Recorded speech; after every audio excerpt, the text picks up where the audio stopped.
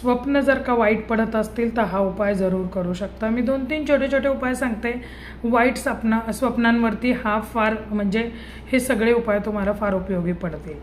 एक म्हणजे झोपताना एक छोटं तांब्याचं भांडं असताना देवाजवळ आपण वापरतो ते तांब्यामध्ये गंगाजल भरून तिथे ठेवावे। कुठल्याही नदीचं पाणी घ्या। आता काशीचीच गंगा मिळणं अवघड आहे, पण मग तुमच्याकडे नदीचं पाणी असेल ते तुम्ही घ्या आणि ते तुम्ही ठेवा। नर्मदा असेल, यमुना नदी आहे, त्यानंतर गोदावरी आहे, अशा मोठ्या मोठ्या नद्या आहेत, कृष्णा आहे, कावेरी आहे, तर चंद्रभागा आहे, अमरजा आहे, नीरा आहे। तर असं कुठल्याही नदीचं पाणी तुम्ही घ्या, तुमच्या उशाखाली त्या भांड्यामध्ये ठेवा।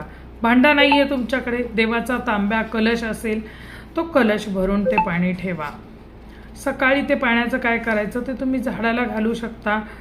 असा तुम्ही हा एक उपाय आहे। दुसरं म्हणजे रक्तचंदन। आता बघा माझ्या गळ्यामध्ये, हां हे बघा, हे रक्तचंदन आहे माझ्या गळ्यामध्ये मी जे घातलेलं आहे। तर याचा तुकडासुद्धा मिळतो, बाहुली मिळते रक्तचंदनाची बाहुली, ती तुम्ही ठेवू शकता। बाहुली नाही मिळाली तुम्हाला, पूजा साहित्य भांडारमध्ये सहज रक्तचंदनाची बाहुली मिळते। नाही मिळाली तर रक्तचंदनाची माळ मिळते, ती जरी तुम्ही तुमच्या उशाखाली ठेवली तरी चालेल। रोज हनुमान चालिसेचा एक पाठ करा झोपायच्या अगोदर आणि झोपा। रामरक्षा भीमरूपी असंही म्हटलं, भस्म लावलं तरी तुम्हाला झोप लागेल।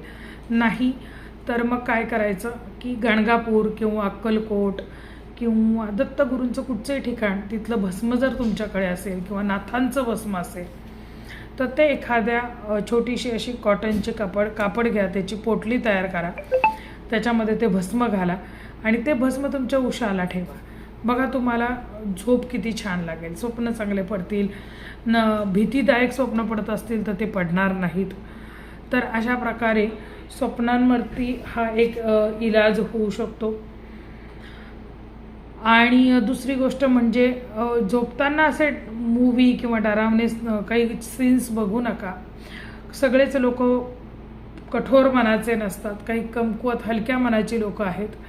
त्यांनी जर अशा गोष्टी बघितल्या तर त्यांना ते स्वप्नात सुद्धा तेच दिसतं आणि तेच समोर येतं, म्हणून अशा गोष्टी करू नका।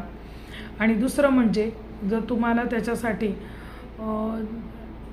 पांढरीची काठी हा एक खूप उत्तम उपाय आहे। माझ्या हातामध्ये तुम्ही हे बघू शकता, मी पांढरीची काठी घातलेली, मी काही स्वप्नासाठी घातलेली नाही आहे, पण पांढरीची काठी वापरू शकता तुम्ही, तर त्याने पण छान झोप लागेल।